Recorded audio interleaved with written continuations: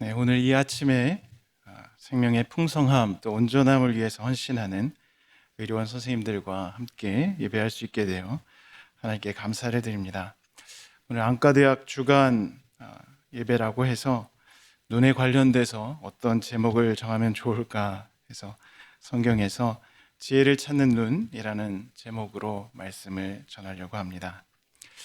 늘 26살인 줄 알고 제가 살아왔는데 시간이 지나니까 앞에 출석부가 좀 잘 안 보이고 앞자리에 앉은 학생들도 안 보이면서 눈이 왜 이러지? 뭐 이런 생각이 들었습니다.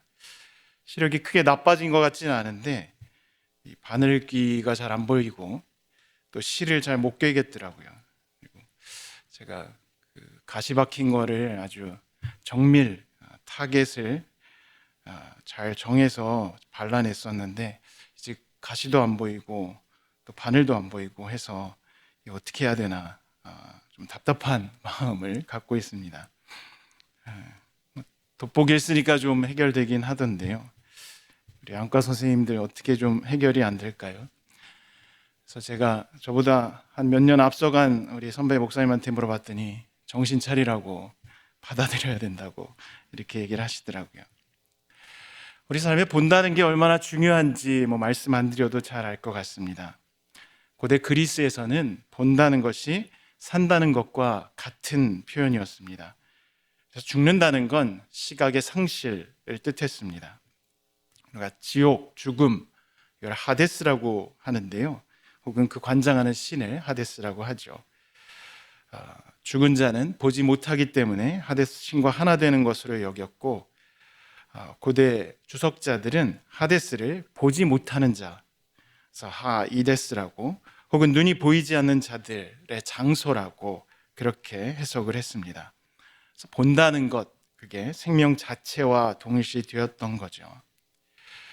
상징적으로도 이 눈은 또 중요한 의미를 갖고 있습니다. 눈이 흐려졌다라는 건 판단력이 약해졌다는 의미죠. 무엇이 옳고 그른지, 어떤 선택을 해야 더 나은 선택인지 제대로 분별하지 못할 때 우리가 눈이 흐려졌다고 얘기합니다. 그래서 눈과 관련돼서는 우리가 얼마나 상징적으로도 실제적으로도 중요한지 알 수 있습니다.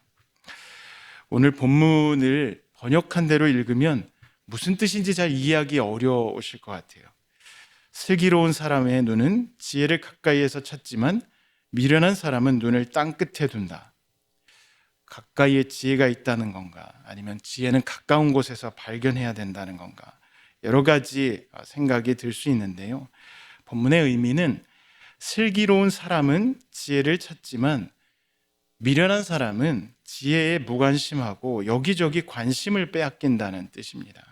그래서 성서에서 슬기로운 사람은 특별히 슬기로운 사람의 눈은 지혜를 찾는다는 겁니다. 우리가 영상 주도의 시대를 살아다 보니까 영상에 의해서 호도되는 경우가 많습니다. 혹은 실체보다는 보이는 곳에 현혹되기도 하죠.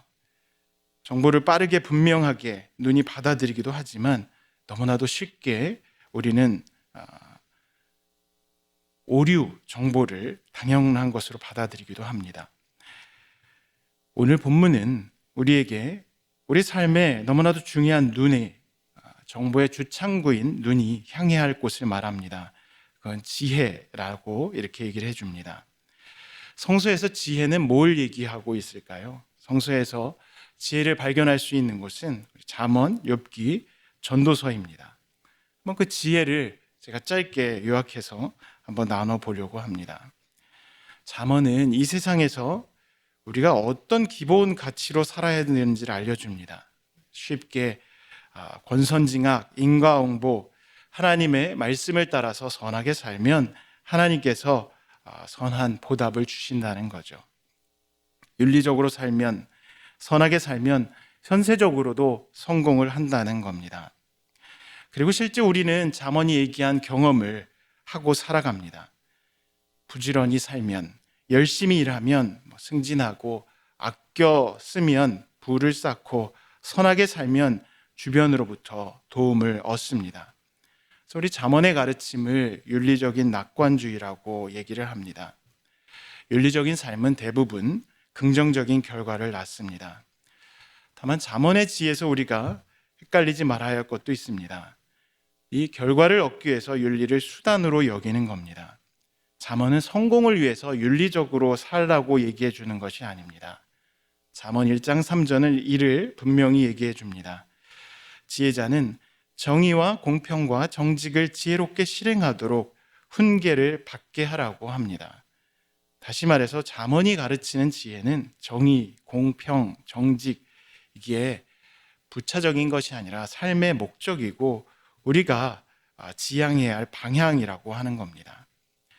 현실적 삶이 윤리적 삶의 결과이기도 하지만 현실적 성공이, 잠언은 삶의 기본 방향성이 성공이 아니라 정의와 공평과 정직이라고 강조합니다.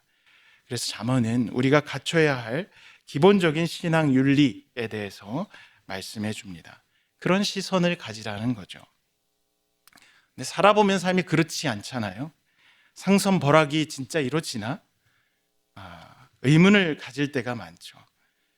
정의와 공의가 너무나도 중요한 삶의 목적이지만 과연 현세적인 보상 없이 우리가 그걸 올곧게 살아갈 수 있을까요? 이 질문을 욥이 했었고 인류의 많은 사람들이 또 던져왔습니다. 욥은 정의와 공의의 표본이죠. 거짓이 없었고 약자들을 도왔고 흠 없이 살아왔습니다. 그런데 욥은 그 선한 행실에도 불구하고 악이라고 여기는 모든 고통, 고난 가운데 빠지죠. 자녀를 잃습니다. 재산도 날리고 아내마저 떠납니다. 상위 1%가 순식간에 병든 노숙자가 되어버렸습니다. 욥의 고통스러운 현실을 보면서 주변 사람들은 모두 인과응보, 상선벌학의 틀에서 네가 잘못한 거야, 좀 잘 봐봐, 이렇게 얘기를 하죠. 가장 친한 친구들도 욥을 변호하지 않고 욥을 다그칩니다. 욥은 너무 억울하고 답답하지만 자신의 무고한 속을 까뒤집어 보일 수도 없습니다. 그러다가 욥은 하나님을 만나고 하나님의 음성을 듣습니다. 거기에서 욥이 깨달은 것은 인간의 행동으로 인과응보를 예측하고 통제할 수 없다는 겁니다. 좀 더 확대하면 인간의 행동으로 하나님을 조종할 수 없다는 거죠. 그래서 욥이 인정한 것은 인간과 하나님 사이의 철저한 간극입니다. 하나님의 존재를 인정하면서도 현실에서 상선벌학이 보장되지 않는 것을 받아들입니다. 선한 행위의 보상과 악한 행위의 처벌이 이루어지지 않아도 그럼에도 욥은 여전히 선하게 하나님을 경외하는 인간으로 남습니다. 이 욥의 삶이 신앙 윤리적인 시선을 우리에게 가르쳐 줍니다. 윤리적 삶이 내 현실적인 도움이 되지 못할지라도, 윤리적 삶이 혹은 내게 피해를 줄지라도 신앙인이기 때문에 그 선한 길을 걸어가야 된다. 이것이 욥이 우리에게 주는 지혜의 좁은 길입니다. 욥, 잠언, 그리고 하나 더 있습니다. 전도서. 여기서도 우리에게 지혜를 얘기해 줍니다. 전도서에서 제일 많이 언급되는 단어 아시죠? 헛되다. 이게 히브리어는 헤벨입니다. 구약에서 73회 정도 등장한다고 하는데 거기서 38회 반 이상이 전도서에서 나옵니다. 근데 이 헤벨이 어디 다른 데 또 나오는 거 혹시 익숙하신가요? 아벨이라는 단어가 이 헤벨입니다. 그래서 아벨이라는 사람이 가인에게 헛되이 죽었다. 헛되다는 그 표현이 이 헤벨이고 아벨입니다. 전도서는 헛되다의 전공서지죠.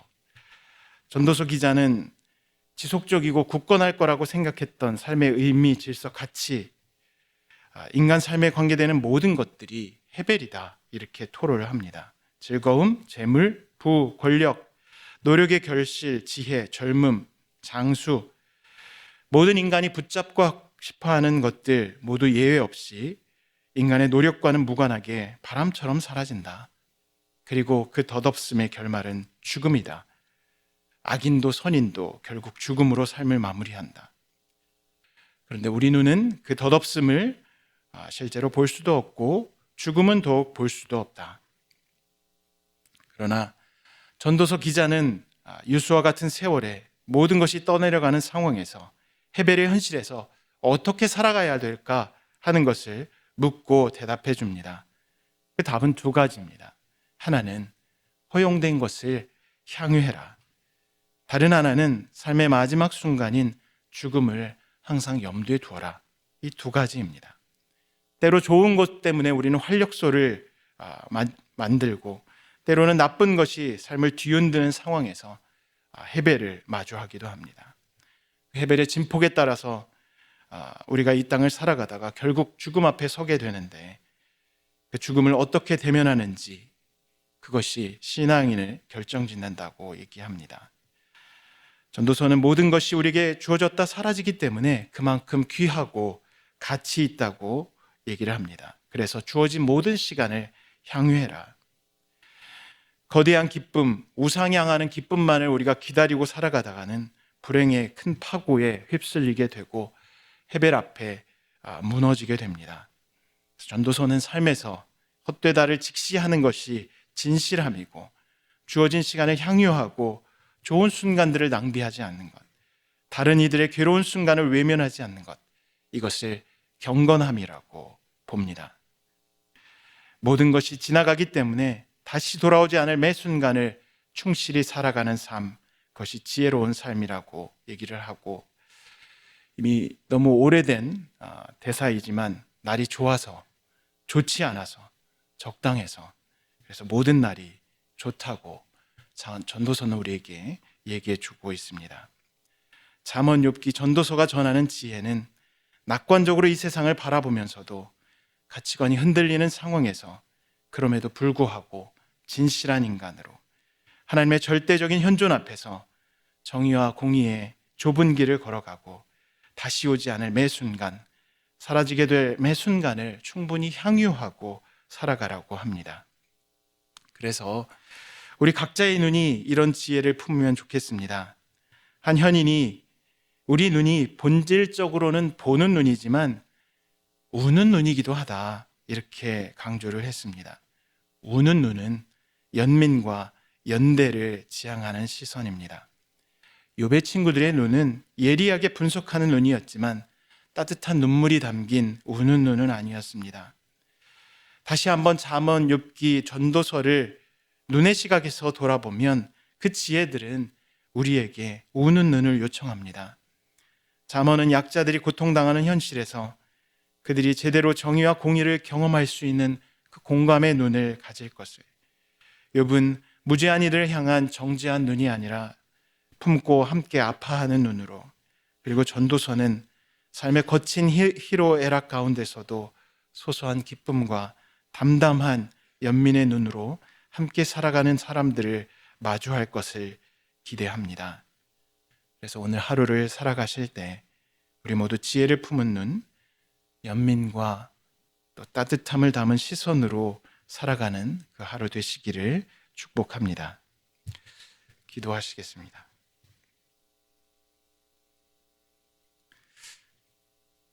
주님, 이 땅 가운데 우리를 부르시고 또 우리에게 눈을 허락하셔서 이 땅을 보며 허락하신 모든 것들을 즐겁게 향유할 수 있게 하심을 감사합니다. 우리의 눈이 단순히 보는 것에 그치지 않게 하시고 지혜를 쫓아 특별히 우는 눈으로 이 땅을 함께 공감하며 살아가는 그 삶이 있게 해주십시오. 예수 그리스도의 이름으로 기도합니다.